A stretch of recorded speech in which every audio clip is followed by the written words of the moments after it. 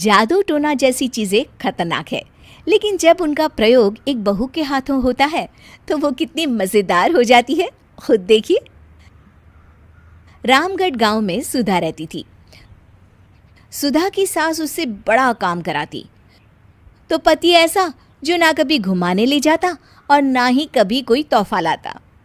बेचारी इस बात से हमेशा दुखी रहती, लेकिन एक दिन उसकी जिंदगी बदल जाती है। अरे सुधा, सारा दिन न जाने क्या क्या सपने देखती रहती है। जाकर कुछ बढ़िया सा खाना बना कर ले आ। सपना ना देखो तो क्या करूं, मेरे तो कर्म ही फूट गए जो ऐसे घर में शादी हो गई। इससे अच्छा तो माँ जी कोई फुल टाइम मेड ही रख लेते। ओहो, बढ़िया ही फुल टाइम मेड रखने वाली। मेरे बेटे के लिए तो विलायत से रिश्ते आ रहे थे।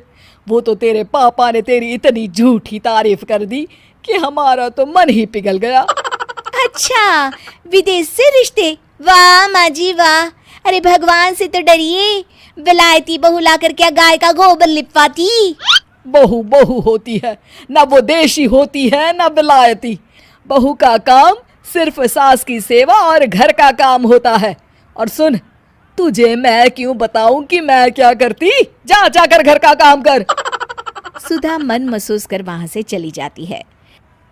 शाम को सुधा का पति जल्दी घर आता है, जिसे देख सुधा खुश हो जाती है। जी, आ गए आप? जरूर मुझे कहीं घुमाने ले जाने का प्लान होगा आपका। सब समझती हूँ मैं। अरे नहीं भाग्यवान, घूमना क्या है, बस आज जल्दी बस मिल गई तो घर जल्दी पहुंच गया। अच्छा सुनो, जरा आज शाम की चाय के साथ पकोड़े भी तल लेना, बड़ा मन कर रहा है। सुधा पति की बात सुनकर पैर पटकती हुई किचन में चली जाती है। वो काम करते करते खिड़की के बाहर देखती है कि तभी उसे एक चमकीली सी कॉपी दिखाई देती है। वो खिड़की से उस कॉपी को उठा लेती है और उसे खोल कर देखती है तो उसमें सुनहरे अक्षरों में लिखा होता है, जादुई किताब, इस पर जो लिखो वो सच होता है। सुधा उस किताब को देखकर खुश हो जाती है और जल्दी से पास रखी पेंसिल उठाकर उसमें लिख देती है, मेरी सास सारा काम कर दे। तभी उसकी सास किचन में आ जाती है और कहती है, अरे बहू, सारा दिन लगी रहती है काम में, अब जाकर आराम कर ले। मैं तेरे लिए चाय और गर्मा गर्म पकोड़े लेकर आती हूँ। सुधा ये देखकर हैरान हो जाती है और कॉपी लेकर कमरे में आ जाती है। तभी वो देखती है कि उसका पति आराम से बैठकर किताब पढ़ रहा होता है।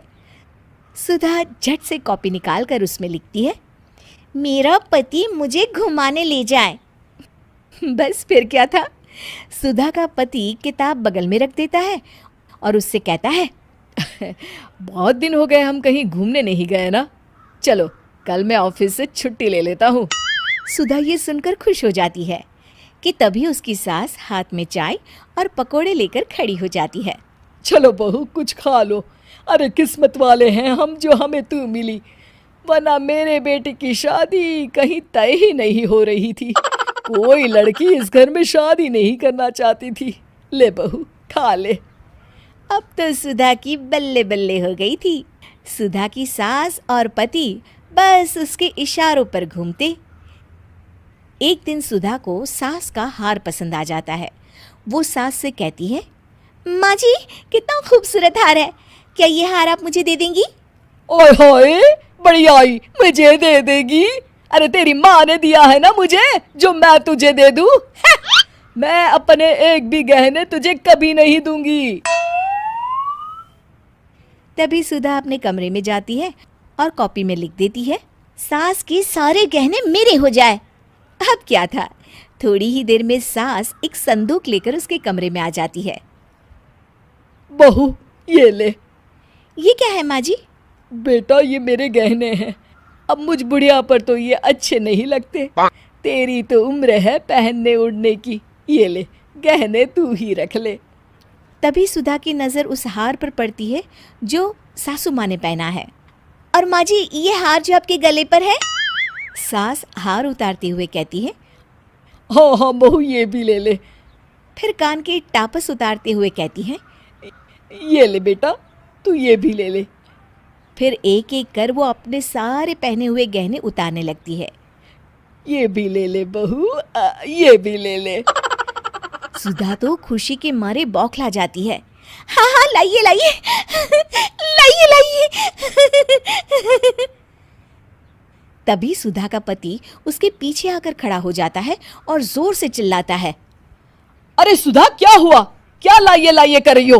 अरे जरा कढ़ाई में तो देख लो, सारे के सारे पकोड़े जल गए। तभी सुधा की सास भी उसके सामने आ जाती है। इस लड़की से तो एक काम ठीक से नहीं होता, दिन भर सपने ही देखती रहती है। तभी सुधा को होश आता है। वो खिड़की के बाहर देखती है जहां उसे कुछ दिखाई नहीं देता। दरअसल जादुई वादुई कुछ नहीं था, वो सिर्फ एक काल्पनिक सपना था जो सुधा अपनी जिंदगी से तंग आकर देख रही।